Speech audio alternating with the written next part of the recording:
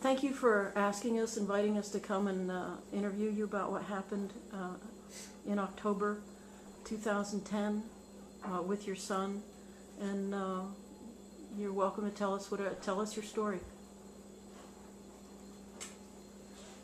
Okay, I'll start. First, one of the main reasons we wanted to tell our story is because the day after our son committed suicide, there was an article in the Sun Gazette that portrayed him as being, a terrible person, and he wasn't, and he had some problems, but it just wasn't fair. We didn't think to the family, especially because he was already gone, the way that the newspaper article was written. And we tried to talk to the state police and the Sun Gazette about, where did this article come from and why would you put something in the paper like that the same day as his obituary? And of course, when I talked to the state police, they blamed the Sun Gazette, and the Sun Gazette basically said they got their information from the state police. So tell us what happened.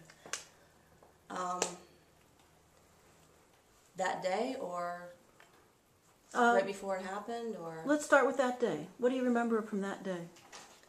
Well, that day, I remember I woke up in the morning and I wasn't sure where Ryan was, because I knew that he was contemplating suicide, and he told me he was. And I had called his probation officer, his parole officer, and asked him for help, because I knew that he was going to do it. There was no doubt in my mind. And he pretty much almost had me convinced that this is what he should do and that I should be okay with it. And I had called his probation officer a couple of days before that morning. And actually it was a Sunday evening, and it was about 11 o'clock at night, and I called him and I said, listen, you have to come over here and talk to us. We have to have a plan and figure out how to get Ryan to a safe place, because he's definitely going to kill himself. And I found out through the grapevine, I didn't actually see, but I was told that he had a gun. And he had told me that he was making goodbye videos for everybody in the family. He told me to make sure I put a nice picture by his casket. He told me to make sure I took care of his girls and Anna, and to make sure that I keep his shop open so the girls have something someday. So I had Tracy come to the house. It was 11 o'clock at night, and I basically told him all this. And he said, well, first of all, I have to get an okay from my supervisor, who happens to be in Florida. And he said, tomorrow, which was Monday the 11th, is a holiday, so I have to get approval for overtime. And he said, it's also my birthday. And I thought, okay, so... The parole officer said this? Yeah. Okay. So, then, I think the next time I heard from him was Monday night, and he called and said that him and a couple of guys were out, and they were going to go look for him. Which I think is a waste of time, because, how do you go look for somebody? Anyway, I think there was a lot of wasted time there, because it was a holiday, and they were going to wait until that Monday night to start looking for him. But I understand that they didn't know where he was, and it's difficult, because he would call me from his cell phone. He wouldn't tell me where he was. So, Tuesday morning, Ryan called me and told me he was at the cabin, and he was coming down to see the girls. So I thought, okay, that's good. At least I know where he is and he's coming down. So I called Tracy and I said, Tracy, Ryan's coming to the house to see the girls. And I said, I'll leave the shed open, I'll leave the house open, I'll get the girls and Anna out of the house, we'll leave our cars here so he thinks we're here. And I said, when he walks in the house, you guys can grab him. I said, because I don't know how else you're going to get him without a problem.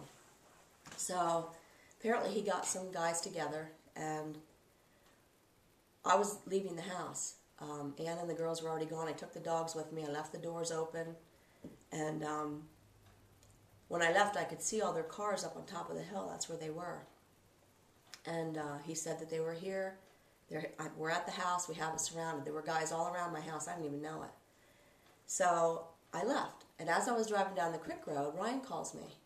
And he says, Mom, I'm sitting down here at the shop. I want to talk to Dad. And I said, I thought you were coming to the house. And he said, no, I got to go talk to Dad first, and then I'll go up and see the girls. So that kind of blew the whole plan. And Tracy said, you got to get him to come back to the house. We're going to stay here. So I said, well, I'll get back to you. So I went to the shop because I knew he was there. And he said, there's somebody in there with my dad, and I want to talk to him, but I want to wait until they're gone. So I pulled in, took the dogs in my office, walked over, and I could see Ryan's vehicle sitting down in the back parking lot. He was very paranoid. And he was afraid somebody was going to try to commit him. And that's why he wouldn't go to that psychiatrist appointment the day before. So I went in and I told Tim, and one of our friends was in there, and I said, Ryan's down there. He goes, yeah, I saw him. And I said, he wants to talk to you. And so then the friend left, and did I walk down or call him? He came up right about as soon as Tim left, I think he pulled up. the other Tim. Yeah, the other Tim. As soon as he pulled up, as soon as he left, Ryan pulled up. Yeah. And Tim's office door is about 4 foot from where Ryan pulled up his Durango. And his door was right in front of the door. And he got out and come in. He left the Durango running, and the door was open. And we stood in there and talked for, 45 minutes? At least 45 I minutes. mean, we did everything we could. We talked to him. We did everything we could to try to talk him out of this. We kept telling him, we love you. We're going to try to get you some help. Nope, I don't want any help, Mom. Don't you understand? This is what I want to do. This is what I want to do, because nothing's going to fix the way I feel inside. And the counseling, the medications, the doctors, and all the problems I have in my life, he said, it's not going to change. He goes, I don't feel it changing. He said, I'm going to do this, and you'll all be better off. You'll all be better off. So. Yeah. And then he also was really upset because, and to this day, I don't know who it was. All I know, it was supposedly some of the police or whatever were telling him that because of some parole violations that he was going back to jail, and not just for a little while. And they went into great detail to convince him that it basically told him that by the time he ever got out of jail again, his grandparents would be gone. Dana and I wouldn't even be alive anymore. He would be in so long. They told him it'd be a minimum of 40 years to life. Did that scare him even more? I think that was the straw that broke the camel's back, I believe. Yeah, and he said they also told him that at best he'd watch his girls grow up through 3 inches of glass, and they would probably be older and married before, When you had the 45-minute talk in your office with him, did he threaten anyone other than himself? No, absolutely not. No. And the fact that the police or the probation officer or the parole officer actually called, and I could tell they were on a speakerphone, which I'm assuming must have been probably with the state police. They came around and asked, do we feel like we're in any danger? And we told them absolutely not. He wasn't there to hurt anybody but himself. He was there to say goodbye. So you had a talk. You had a 45-minute talk. We talked to him a lot because there were some investigations going on, and the police had called in a lot of his friends. Actually, they had his phone, and they called every single person in his phone, and they were bringing him in for questioning. And I don't know what they were investigating or what they were trying to think that he did or whatever, but it was almost like a constant how do you say that? Harassment? Yeah, he was because being antagonized. honest to God, every time one of those people would leave the police station, they would call Ryan and tell him, hey, they just called me in and were asking me a bunch of questions about you. And I mean, every day, 2, 3, 4 calls, they're telling us that you're going down. And I mean, it was like antagonization constantly. Yeah.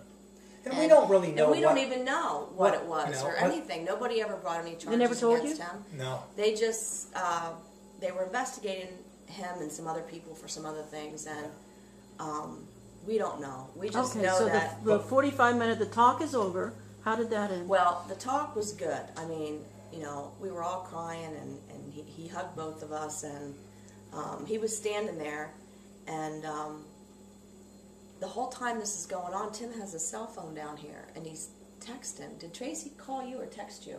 Yeah, I was texting him, and then eventually he said call me, and I called him. Remember, I told Ryan that it was a customer, and he had me on hold. Yeah. See, Ryan, I mean, he trusted us completely. He really did, and he told us everything, and he wouldn't think that, you know, other than the fact that we did tell him that we wanted him to go try to get some help, and that we would help him through this, and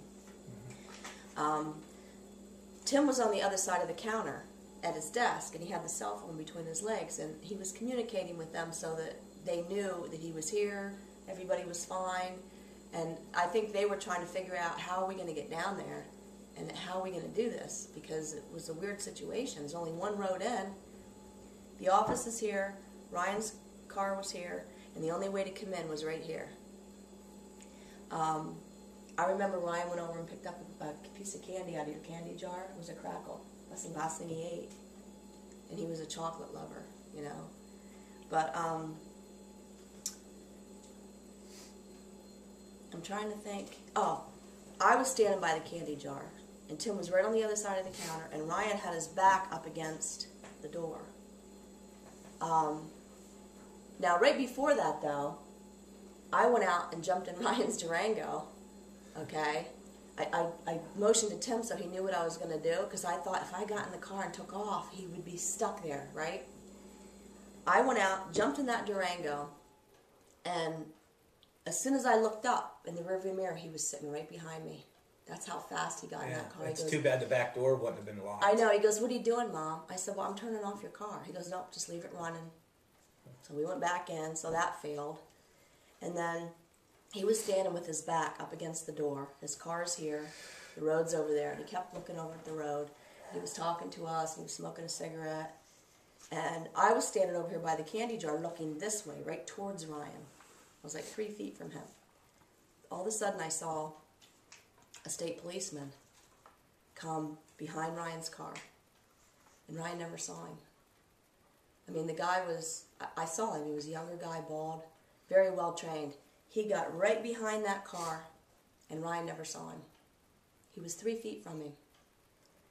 And I saw him, and like as soon as I saw him, I thought, oh God, they're going to grab him, you know?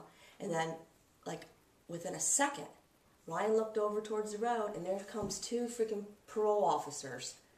They walked right out into the open, and he saw them. And that's when he tried to jump in his car. The state trooper grabbed his arm as he was, you know, he had his gun drawn. No words were spoken. No stop, no nothing, no words. It was so fast. All I could hear was Ryan breathing. I heard him grunt a little bit while he was trying to get in the car. I heard his feet shuffling in the stones, and he did trip on the running board when he was trying to get in. And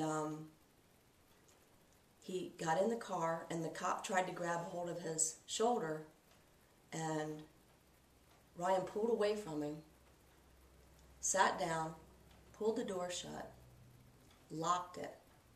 He picked up the gun, which was laying on the passenger seat, and he picked it up like this, and he took it down. He struggled a little bit with it to get it down between the steering wheel and his legs, and he bent it a little bit, put it in his mouth, and pulled the trigger.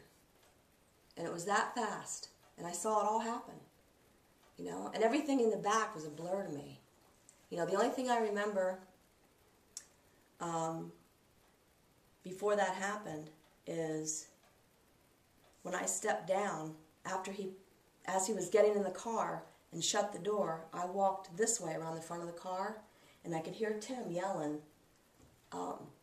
Ryan, put it down. Or no, Ryan, don't pick it up. Don't pick it up. Don't pick it up. And I started yelling, Ryan, don't do it. And you were actually, I mean, it happened in 3 seconds. It was so fast. And do you remember you were actually yelling at the police for them not to shoot him? Because they started, as soon as... And they started shooting. And I'm like, don't shoot him, don't shoot him.